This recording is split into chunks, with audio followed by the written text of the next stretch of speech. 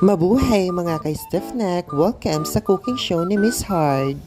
Magluto tayo ng Bicol Express. May talong, bawang at sibuyas, kamatis, siling green, Coco Mama, asawa ni Coco Papa, bagoong, singamoy ng kepyas mo, kuya mong paminta, at baboy. Igisa ang bawang at sibuyas, isama ang kamatis, sinekos-nekos na yan, kasama ang liempo. Nagmantika na ang karne, kaya igisa natin ng bagoong. Ibuhos si Coco Mama, asawa ni Coco Papa. Lagyan ng konting tubig ng nawasa, paminta, halu-haluin para magbanding-banding. Ilagay ang mahabang talong, lagyan ng asin, at ilagay na natin ang siling din. At takpan at pakuluan ng ilang minuto. Viola, luto na ang Bicol Express ni Miss Hard.